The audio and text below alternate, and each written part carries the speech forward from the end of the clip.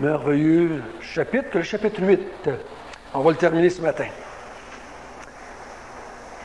Ce chapitre qui parle que le monde est sous la condamnation, mais que nous ne sommes plus maintenant sous la condamnation de Dieu.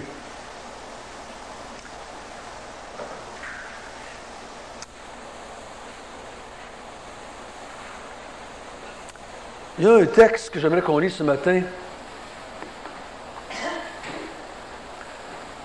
qui illustre ce moment où est-ce qu'il y a la condamnation sur l'être humain, et c'est un sujet que je dirais que la grande majorité aujourd'hui de la société ne veut plus croire qu'il y a un jugement dernier, qu'il y a un enfer, qu'il y a un ciel. On est encore prêt à croire qu'il y a un ciel parce qu'on dit que Dieu est bon, mais l'enfer, ça, on ne croit pas cela. Et il y a des gens, des fois, qui me disent « Tu penses-tu qu'il va y avoir du feu dans l'enfer? » Je ne sais pas ce que vous répondez quand on vous dit cela, mais j'ai dit certainement, une chose est certaine, c'est que Jésus a employé le mot « feu » pour parler, pour décrire, du moins, l'enfer. Et on va lire ensemble ce texte, si vous voulez bien. « Lorsque le Fils de l'homme viendra dans sa gloire, il parle de sa deuxième venue, avec tous les anges, il s'assiera sur le trône de sa gloire.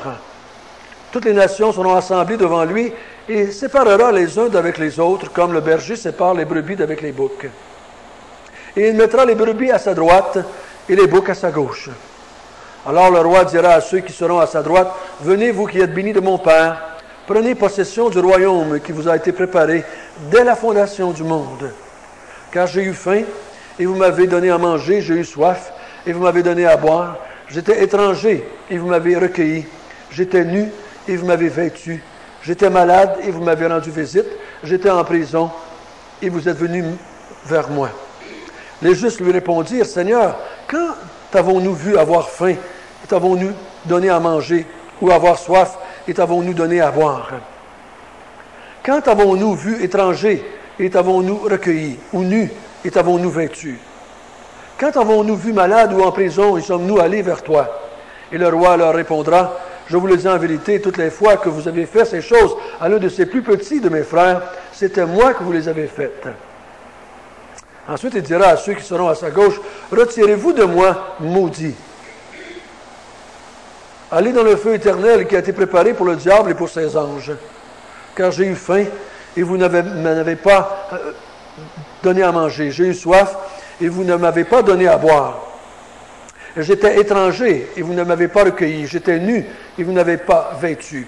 J'étais malade et en prison et vous ne m'avez pas rendu visite. » Et ils répondirent aussi, « Seigneur, quand t'avons-nous vu ayant faim, ou ayant soif, ou étranger, ou nu, ou malade, ou en prison, et ne t'avons-nous pas assisté? » Et il leur répondra, « Je vous le dis en vérité, toutes les fois que vous n'avez pas fait ces choses à l'un de ces plus petits, c'est à moi que vous ne l'avez pas fait. Et ceux-ci iront au châtiment éternel, mais les justes à la vie éternelle. » Une image de la fin des temps. Une image du jugement dernier. Ou un moment où est-ce que Dieu va séparer l'être humain, la race humaine, en deux parties. Et il y en a qui vont aller dans le ciel avec lui, ceux qui sont à sa droite, qui appellent ici les brebis, et ceux qui sont à sa gauche vont aller en enfer, dans le feu éternel.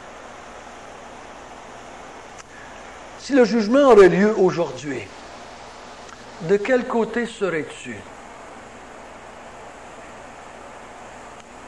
Sur la base qu'on vient de lire. Parce qu'il dit, pour juger les gens, qu'est-ce qu'il dit? Si vous avez fait du bien à ces enfants, et si vous n'avez pas fait du bien à ces enfants, c'est ça qui va déterminer le jugement dernier. Le texte, c'est ça qu'il parle ici. Hein? Il ne parle pas directement de la foi ou de la repentance. Et beaucoup de gens prennent ce texte et disent qu'ils font des œuvres, ils aident, ils travaillent parmi les gens qui sont dans la misère, dans ceux qui sont pauvres, parmi les enfants pauvres de ce monde. Et ils disent qu'ainsi, ils vont avoir le droit d'être à la droite du Seigneur. Ils prennent ce texte-là pour le dire. Ils prennent le texte. Et ce n'est pas toujours facile de leur prendre le texte et de leur expliquer qu'ils n'ont pas raison. On peut aller dans d'autres textes pour leur dire ce que Jésus a dit. Mais le texte ici n'est pas facile à expliquer tout le temps. Et même parmi les croyants, ce n'est pas tout le monde qui l'explique de la même façon.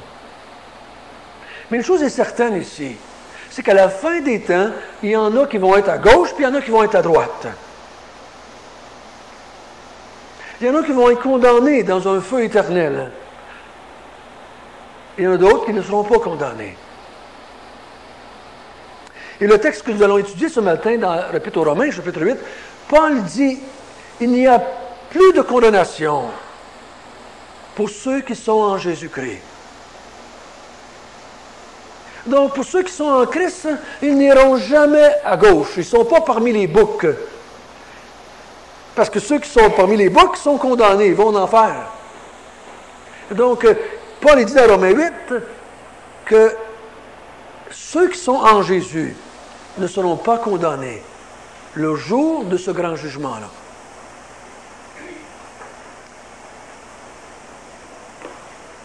Comment pouvons-nous être certains que nous ne serons jamais condamnés? Parce que vous savez, la majorité des mouvements religieux dans le monde disent que nous pouvons passer d'une place à l'autre dans notre vie. Donc, ils vont dire que tu peux être une secousse, tu peux être du côté droit, puis une secousse, tu peux être du côté gauche, dépendamment comment tu vas vivre, dépendamment à quel moment tu vas mourir, si tu es d'un bord ou de l'autre. Même parmi les mouvements évangéliques, il y en a qui disent que tu peux être à droite pendant un temps, et tout d'un coup, à cause de certaines actions que tu fais, tu peux être remis à gauche. On appelle ça la perte du salut. Donc, pendant un temps, ils étaient à droite. Même à cause de leur vie, ils sont venus maintenant à gauche. Ils peuvent revenir à droite, et ils peuvent retourner à gauche, à différents moments donnés dans leur vie. Mais l'apôtre Paul dit, il n'y a plus de condamnation, au verset 1. Il n'y en a plus de condamnation pour ceux qui sont en Jésus-Christ.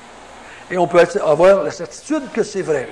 Et là, il part dans le chapitre 8, puis il donne les raisons. Pourquoi il n'y a plus de condamnation pour ceux qui sont en Jésus-Christ, pour ceux qui ont la foi en Christ. Première chose qu'il a dit, on va juste un petit résumé vite, parce que nous avons été affranchis de la loi du péché et de la mort. Ça veut dire qu'on a été libérés du péché et de la loi et de la mort à cause de Jésus. Donc, on ne peut plus être condamné ou mourir parce qu'on a été affranchis de la mort. Il dit qu'on n'a plus de condamnation parce que nous affectionnons maintenant les choses de l'esprit. On a vu ça du verset 5 jusqu'au verset 8. Ensuite, on dit qu'on ne peut plus être condamné parce que nous avons l'Esprit de Christ en nous. L'Esprit de Christ habite en nous, donc on ne peut pas être condamné. On a vu la quatrième, parce que nous souffrons avec Christ. Et on a vu ici, ce n'est pas la souffrance que nous subissons à cause que nous sommes chrétiens, ce n'est pas des souffrances qui viennent de la persécution, mais c'est la souffrance qu'on souffre avec lui dans le fait que le monde est perdu. Nous souffrons devant l'état de l'humanité. Nous souffrons de voir le péché qui est dans le monde, comme Christ souffre. C'est la preuve que Christ habite en nous. C'est la preuve que nous avons l'Esprit de Christ en nous. Parce que nous souffrons de voir le monde tel qu'il est, même de voir le péché de notre propre vie. Nous souffrons de cela. C'est pour ça qu'il dit, si nous souffrons avec lui, nous régnerons aussi avec lui. Et on a vu la dernière fois, avant les fêtes, parce que tout concourt à notre bien. Tout ce qui arrive dans notre vie concourt à notre bien. Et on a vu ensemble que notre bien, il ne parlait pas ici de notre bien-être matériel ou physique, mais de notre bien dans le sens qu'un jour, nous allons être comme Jésus-Christ. Tout concourt à nous emmener à être comme Christ. Tout ce qui vous arrive, tout ce que vous faites, vous amène vers la stature parfaite de Jésus-Christ. Dieu le promis.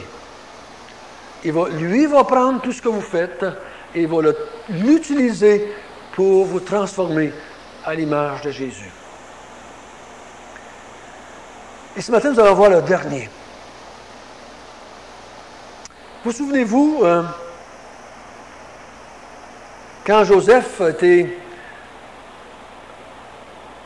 saisi par ses frères, on l'a envoyé, on l'a vendu comme esclave et il est parti pour le pays d'Égypte. Et pendant des années, on pense que ça peut être alentour de 13 ans, peut-être, alentour de 13 ans, qui a été soit esclave ou soit en prison. Quand ses frères viennent et qui le reconnaissent finalement, qu'est-ce que Joseph dit pour les réconforter?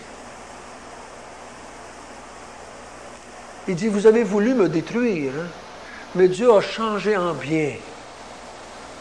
Dieu a pris ce que vous étiez en train de faire qui était mal, qui voulait me tuer, qui voulait m'enlever ma position privilégiée un peu avec mon père. Vous avez voulu me faire mourir et vous m'avez vendu pour me détruire. Mais Dieu m'a donné la victoire à travers tout ça. Dieu est au contrôle de tout et il m'a donné la victoire. Ce n'est pas Joseph qui était quelqu'un de spécial. C'était son Dieu.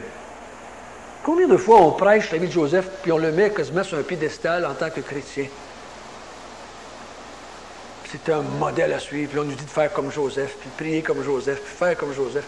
Mais Joseph, c'était rien de plus qu'un être humain pécheur, mais qui avait un grand Dieu qui veillait sur lui.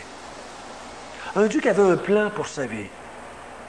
Vous savez que Dieu, hein, des fois, ça nous fait un petit peu, en tout cas un petit peu avoir des frissons, que Dieu peut permettre que quelqu'un me vende en esclavage, puis que je m'en aille en prison pendant des années, que je souffre, parce que son plan pour moi, c'est que je sois un jour père d'Égypte et que je sauve le peuple de Dieu.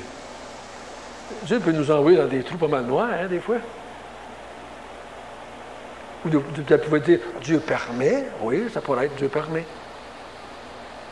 Mais le plan de Dieu pour Joseph, c'était qu'il passe par là. Et nous, on pense que Dieu va nous faire passer juste par des beaux bouts, par des belles places, dans des belles chambres d'hôtel. Mais là, lui, il a passé dans la prison, en tant qu'esclave. Il dit à la fin, c'est Dieu qui m'a emmené ici, c'est pas vous. C'est pas vous qui m'avez envoyé. Dieu m'a emmené ici pour que je puisse un jour vous sauver. Dieu avait un plan. Et la victoire est venue à cause de Dieu et non pas à cause de Joseph. Si Dieu avait abandonné Joseph, Joseph aurait développé de l'amertume et de la haine contre ses frères comme tous les autres êtres humains. Tous les êtres humains auraient fait la même affaire. Souvenez-vous un jour aussi, quand David est allé vers Goliath, le monsieur qui mesurait peut-être alentour de 10 pieds, qu'est-ce qu'il a dit? Il dit, je viens. Toi, tu viens vers moi avec ta lance, ton bouclier, ton épée, pour me tuer. Il dit, moi, je viens contre toi avec l'Éternel. Et tu vas mourir. Je vais donner ta chair à manger aux oiseaux. David n'était rien d'autre qu'un pauvre pécheur, comme vous et moi. Mais son Dieu était spécial. À cause de son Dieu, David est parti avec son petit sac, qui a mis quelques petites roches dedans, avec sa petite fronde, puis est allé se battre contre un homme énorme, en tout cas plus gros que lui, peut-être 2 fois plus gros que lui. Il était tout équipé pour la guerre, un soldat expérimenté. David n'était pas un soldat expérimenté. Et il s'en va se battre, mais il est certain de gagner à cause de Dieu est avec moi et je vais gagner. Et l'histoire nous dit qu'il a gagné. Il a gagné. Dans la vie chrétienne, si on ne garde pas ça en esprit, dans nos pensées, que Dieu est avec nous, et à cause de lui, nous allons gagner, on se décourage avec les chrétiens.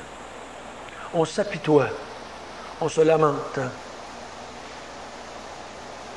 Parce qu'il y a des circonstances qui vont venir autour de nous qui peuvent emmener toutes sortes de questionnements, toutes sortes de doutes, toutes sortes de difficultés.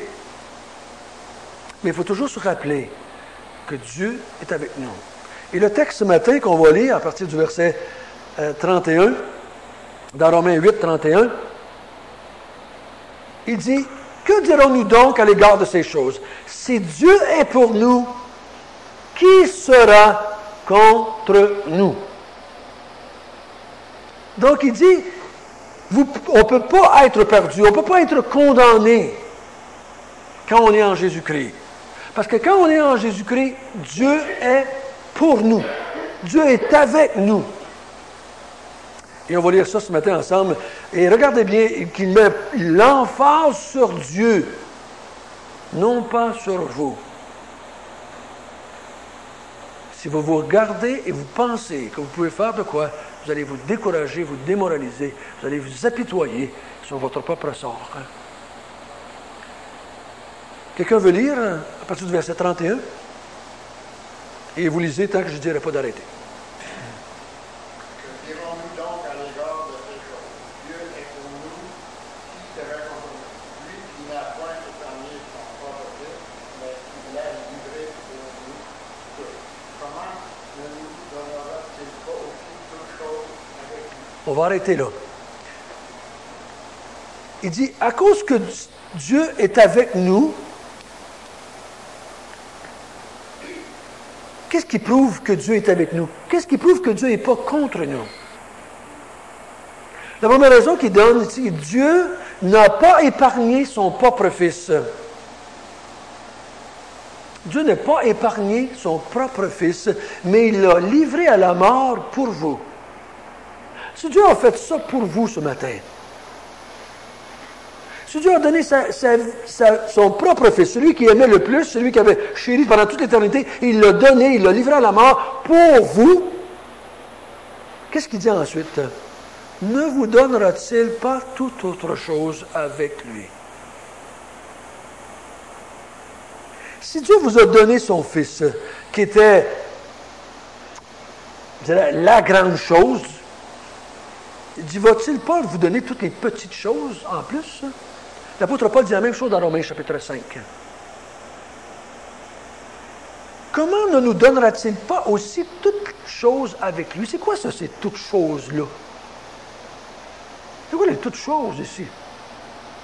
Il dit, s'il vous a donné le Fils, pourquoi avez-vous peur de perdre les autres choses? Il dit, ne vous donnera-t-il pas toutes les choses, puis j'ai souligné dans mon texte, avec lui. C'est quoi ces choses-là dont il parle ici? Que vous pensez? La vie. Oui. Oui. Parce qu'ici, ses yeux sont fixés vers l'avenir. Ils sont fixés vers l'avenir. Qu'est-ce que le chrétien a peur ou pourrait avoir peur de perdre ou de ne pas avoir? C'est les bénédictions de Dieu, c'est les promesses de Dieu. Pendant qu'on était à Vitréville cette semaine, encore une fois, on était avec les chrétiens, puis on jasait. Puis c'est venu encore sur la question, cela. C'est la question encore. Cette question de récompense, de bénédiction, de que on va-tu avoir, n'auras-tu pas, on est-tu béni, n'obéis-tu pas, est-ce qu'on obéit assez pour les avoir? Il y en a qui vont en avoir plus que d'autres, d'autres moins que d'autres. Et là, il y avait toute une discussion qui a été élevée encore parmi les croyants. On va-tu toutes les avoir, les choses qu'il a promis finalement? Mais non, si on n'est pas des assez bons chrétiens, ou peut-être qu'on n'obéit pas assez. Voyez-vous, ça était encore dans leur tête, là. Ça trottait là encore. Mais j'étais préparé, j'avais préparé mon sermon avant d'aller à Vitréville. Donc j'étais préparé à leur dire, si vous a donné le Fils, pourquoi vous pensez qu'il ne vous donnera pas les autres choses? S'il vous a donné son Fils, et que son Fils est mort pour vous, pourquoi avez-vous peur de ne pas avoir les autres choses? Les autres choses vont vous être données de la même manière que le Fils vous a été donné, par pure grâce, selon la bonté de Dieu. Ne pensez pas que vous avez eu le commencement et que vous avez reçu le début et que vous n'aurez pas la fin. Si vous avez eu le début, vous allez avoir aussi la fin. Si vous a donné une partie du cadeau, vous allez avoir tout le cadeau. C'est ce qu'il est en train de dire ici. N'ayez pas peur. Dieu va vous donner toutes les autres choses, toutes les promesses qu'il a faites, toutes les bénédictions qu'il a données à l'Église. Vous les allez les avoir. Et remarquez bien, à la fin du verset 32. Ne vous donnera-t-il pas aussi toutes choses à cause que vous êtes obéissants? Non, non, il ne dit pas ça. Avec lui. Avec, c'est qui le lui ici, là? Avec le Fils. Il dit, vous a donné le Fils, et à cause que vous êtes avec le Fils, vous allez recevoir avec le Fils tout ce qui va avec. Parce que tout est attaché avec le Fils. Toutes les richesses de Dieu sont en Jésus. Colossiens. Toutes les richesses de Dieu, toutes les promesses de Dieu sont attachées à la personne de Jésus. Et vous autres et moi, on est attachés à la personne de Jésus, donc, vous n'avez pas de dépendre. Ça ne dépend pas de vous. Vous n'avez pas reçu le Fils parce que vous êtes obéissant. Vous avez reçu le Fils parce que vous avez eu la foi en lui. Vous vous êtes repentis, vous avez cru, et vous a donné la foi, le Fils. Il vous a donné la vie éternelle et tout ce qui vient avec. Parce que quand vous avez la vie éternelle, je peux vous dire un petit secret, vous avez tout. Vous ne pouvez pas avoir plus que ça. Vous ne pouvez pas avoir plus. En tout cas, moi, je n'ai pas besoin de plus. Je me contente de ça, je vous garantis. Quand tu as ça, tu n'as pas besoin d'autre chose. Parce que la vie éternelle contient tout ce que Dieu a donné. Et tout cela vient en vous à cause de Jésus. Ne doutons pas de Dieu qui ne nous donnera pas les bagatelles, si on peut appeler ça comme ça, quand il nous a déjà donné Jésus-Christ. Romains 5, il dit ça comme ça. Si vous nous a donné le Fils, et comment encore vous délivrera-t-il pas de la colère à venir? Si vous avez reçu le Fils, vous allez avoir le restant. C'est la preuve. Éphésiens 1 dit autrement. Si vous avez reçu l'Esprit, si vous avez été scellé du Saint-Esprit, vous allez avoir tout le restant. Vous avez été scellé. Si vous avez le sceau, qui est l'Esprit, vous allez avoir tout le restant avec. Si vous avez Jésus, vous allez avoir tout le restant avec. N'ayez pas peur, frères et sœurs, de perdre quelque chose à cause de votre vie chrétienne. N'ayez pas peur de ça. J'ai tellement eu peur de ça quand j'étais jeune chrétien. On m'a fait tellement peur avec ça que je pensais que je rentrais au ciel et j'aurais le dos à côté à la porte de l'enfer. Parce qu'on nous disait qu'on n'était pas des bons chrétiens. Et qu'on ne fonctionnait pas bien, puis qu'on n'était pas assez zélés, puis qu'on ne fonctionnait pas assez, puis qu'on donnait pas assez, puis qu'on priait pas assez, puis qu'on évangélisait pas assez. On disait jamais on réussissait à faire ce qu'on nous disait. La barre était tellement haute qu'on avait toujours l'impression qu'on était chrétien, mais juste par la peau des os. Et qu'on rentrera au ciel, mais qu'on en perdrait un bout. Au jugement, durant le jugement de Jésus-Christ, là, qu'on n'aurait pas tout ce qu'il nous avait dit parce qu'on n'avait pas été assez gentils. Mais voyons donc, mes frères et sœurs.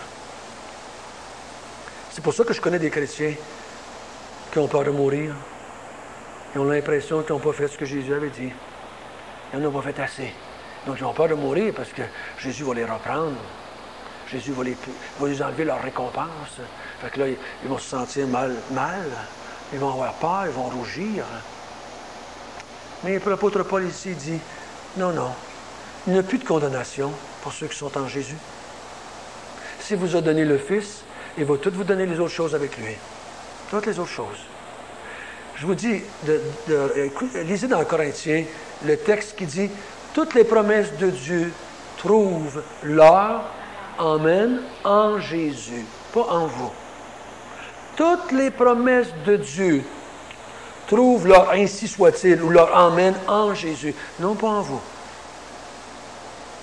Donc Jésus a accompli tout ce qu'il y avait à accomplir. On va lire un autre petit bout maintenant, à partir du verset 33.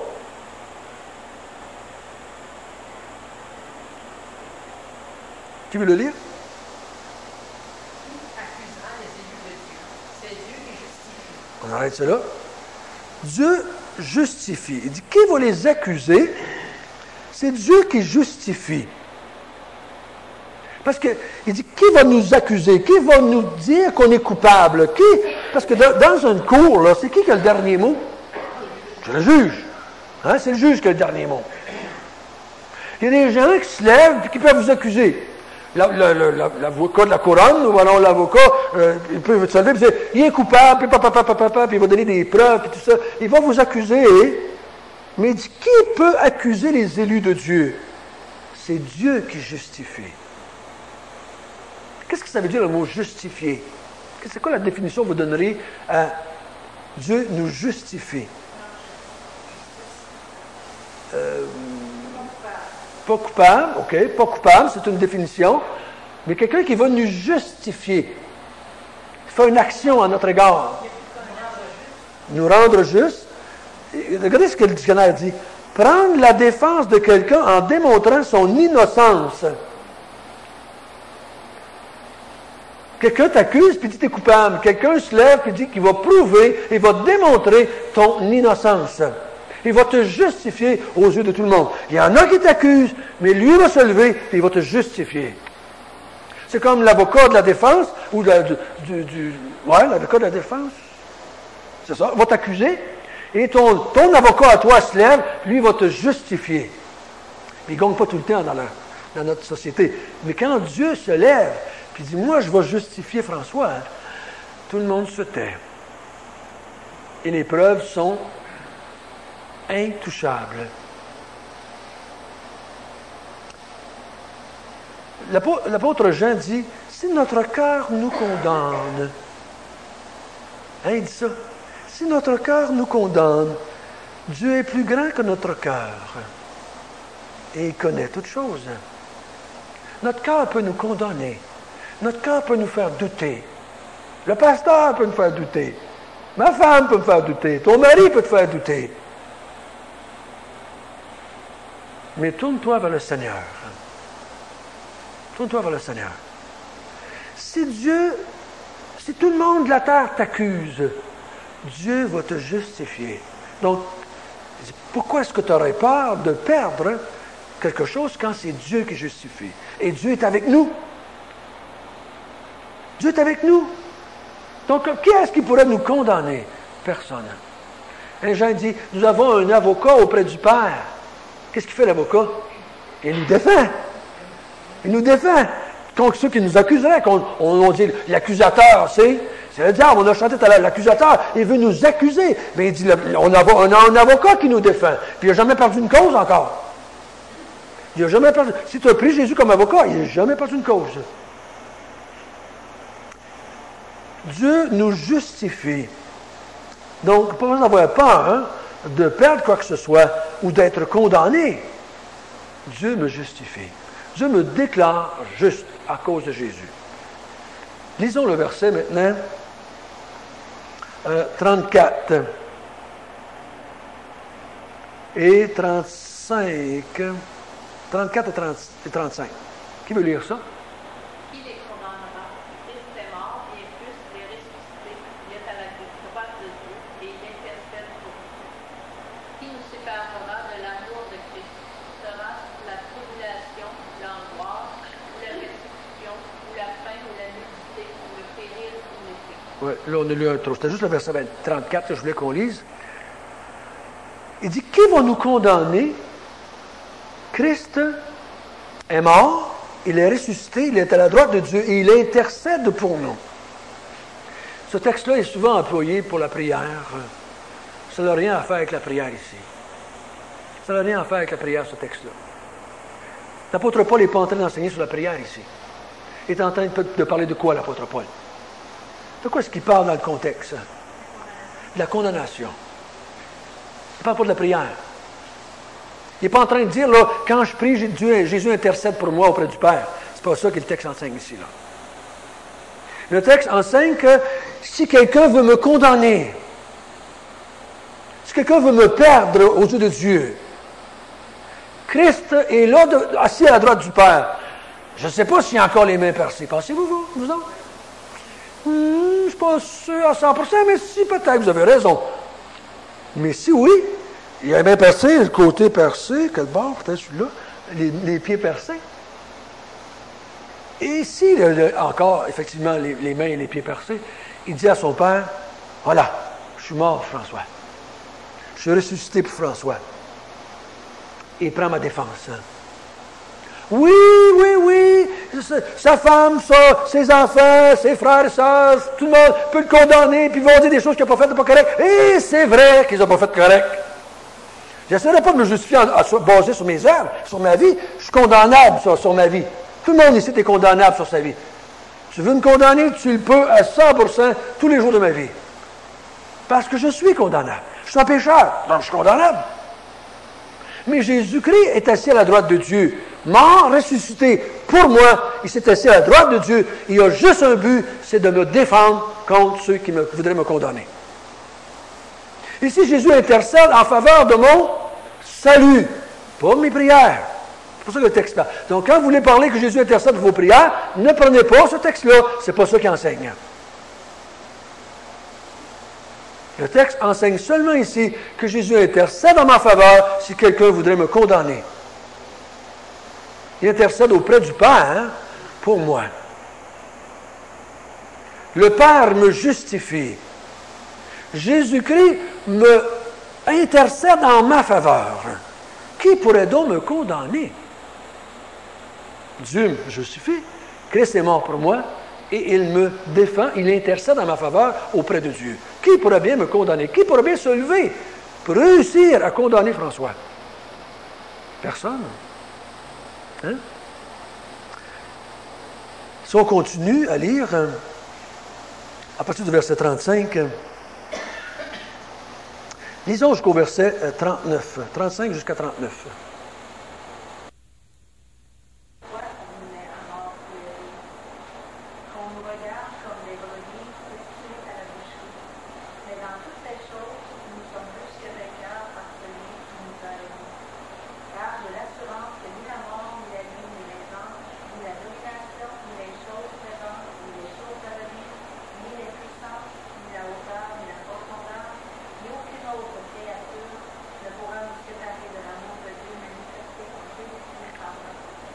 Amen. C'est donc beau. C'est donc beau, ça, ce passage-là. Il y en a qui disent, oui, mais peut-être que je vais abandonner. Peut-être que je vais lâcher à cause que ça va être trop difficile.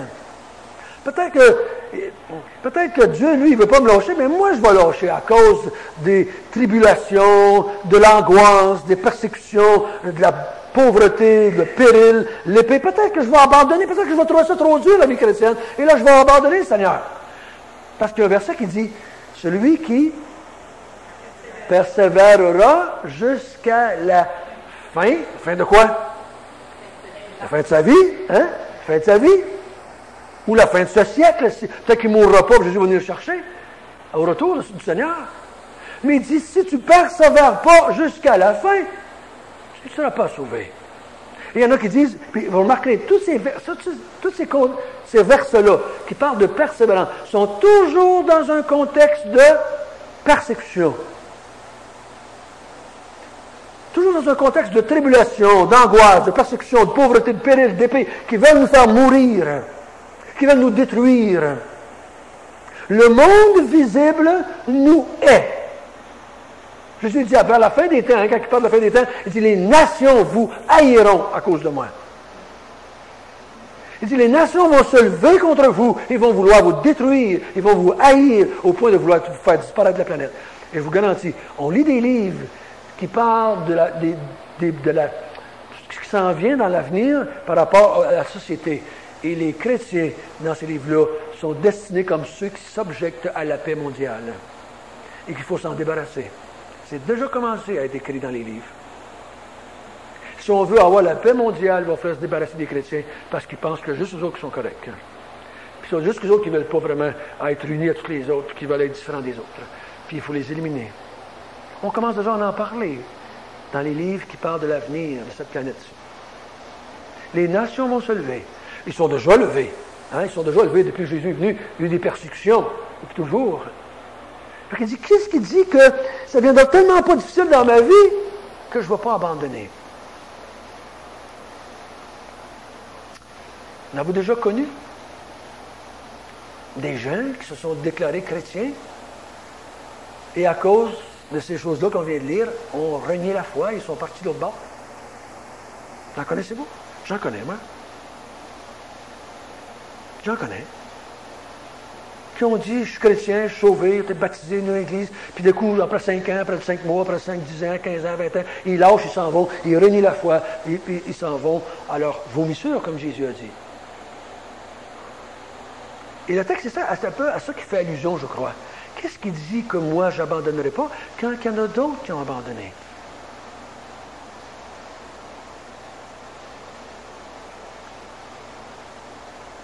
Qu'est-ce que le texte nous dit pour nous rassurer? Pour rassurer le croyant. Qu'est-ce que le texte dit ici? Qu'est-ce qu'il dit qui me fait comprendre que je n'ai pas à craindre toutes ces choses-là? Que ces choses-là ne vont pas me pousser à abandonner le Seigneur. Qu'est-ce qu'il dit? Nous sommes plus que vainqueurs par quoi? Par celui qui nous a aimés. La victoire ne dépend pas de nous. Elle dépend de lui. C'est lui qui s'est engagé à nous rendre jusqu'à la fin.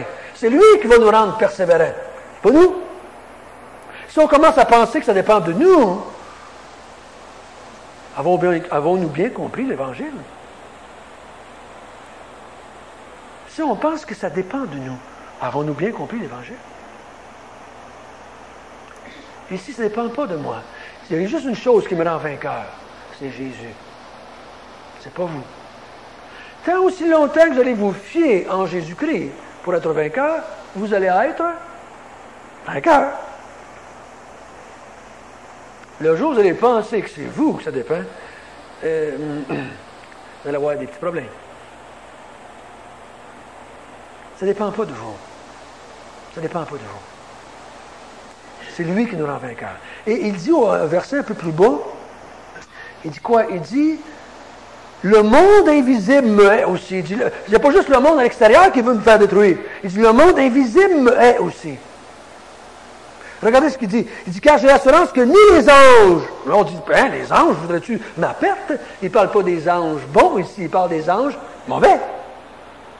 Les dominations et toutes les choses présentes et les choses à venir, les puissances, la hauteur, la profondeur, les créatures ne pourront me séparer de Dieu. Tout ce qui va se lever, même dans le monde invisible, qui voudrait ma perte, ils ne pourront pas réussir à m'anéantir. À cause de quoi? Au verset 39. Ni aucune créature, ni dans le monde visible, ni dans le monde invisible, ne pourra me séparer de l'amour de Dieu. À cause de quoi? Cet amour qui s'est manifesté en Jésus.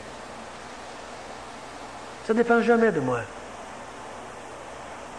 ne dépend jamais de moi. Ça dépend toujours de lui. Il n'y a personne qui va réussir à arrêter Dieu de m'aimer. Il pourra peut-être réussir à m'arrêter moi de l'aimer. Voyez-vous ça? Comprenez-vous la différence? Il pourra peut-être réussir à m'arrêter moi de l'aimer. Mais ils ne réussiront jamais à me séparer de l'amour que Dieu a pour moi en Jésus. Parce que lui-même, puis il n'y a personne qui va l'arrêter, lui, de m'aimer, et donc, je suis en paix. Mais si quelqu'un pourra bien m'arrêter de l'aimer, il pourra dire, ah oui! J'ai pas besoin des autres même. Je peux arrêter pas besoin. Mais lui, il n'y a personne qui va l'arrêter de m'aimer, moi, en Jésus-Christ. Voyez-vous la grande différence? Et ça nous donne tellement d'assurance face à notre propre salut. Ça ne dépend pas de nous. Ni le début, ni la fin. Le début, ça dépendait de lui, et la fin dépend de lui. Ne dépend jamais de moi. Je suis un bénéficiaire de la grâce de Dieu à 100%. Mon salut dans l'éternité va être seulement et uniquement à la gloire de Dieu. Pas, j'ai reçu la vie éternelle gratuitement, mais j'ai une petite part ici, là, que ça dépendait de moi. J'ai une petite place dans le ciel, que ça, c'est moi qui l'ai gagné. Par mes œuvres, par mon zèle chrétien, par mon obéissance. Je n'ai un petit peu plus que Raymond, mais ça, c'est ma faute à moi. C'est à cause de moi si j'en ai un petit peu plus que l'autre. Mais voyons donc. Mais voyons donc. On se glorifierait. Puis on aura raison si ça dépend de nous. Ça ne dépend pas de nous. Ça dépend de lui. Et l'apôtre Paul finit ce passage-là en parlant de tout dépend de Dieu. Tout dépend de Dieu. Et la semaine prochaine, on va commencer le chapitre 9. Et là, on va tomber dans un chapitre pas évident. Et je vous encourage à prier pour vous et pour moi. Vous avez le temps de le lire peut-être cette semaine, chapitre 9. On va parler de la prédestination, de l'élection. Dieu qui a fait des vases de perdition, des vases pour l'élection. Puis là, tout le monde s'astine là-dessus parmi les chrétiens depuis des siècles. Quand il dit « J'ai haï Ésaü avant qu'il soit au monde », on a de la misère à entendre ça dans la bouche de Dieu. Qu'est-ce que ça veut bien dire? Et là, il va nous parler que la fin ne dépend pas de nous, mais il va nous dire dans le chapitre 9 que le début ne dépendait pas de nous non plus. Et on va étudier ça ensemble. Priez pour que le Seigneur me donne la capacité de bien comprendre les textes et de bien vous les enseigner. Terminons dans la prière. Notre Père du ciel, nous te remercions que tu es avec nous. Tu étais avec Joseph, tu étais avec Moïse contre Pharaon, tu étais avec David contre Goliath, et tu es avec nous maintenant contre toute créature de ce monde ou de l'autre monde qui voudrait nous emmener à la perdition. On se confie seulement en toi, seulement en ton amour pour nous, cet amour qui s'est manifesté en Jésus. Nous te glorifions. Nous te glorifions. Ô Seigneur, quand le malin ou quand notre propre chair ou qui que ce soit voudrait nous faire douter que tu nous aimes, donne-nous la grâce de tourner nos yeux vers la croix et de se rappeler que tout ton amour pour nous a été déversé à la croix. Et nous n'avons pas à douter que tu nous aimes et que tu nous aimeras toujours. Et c'est au nom de ton Fils bien-aimé que nous te prions. Amen.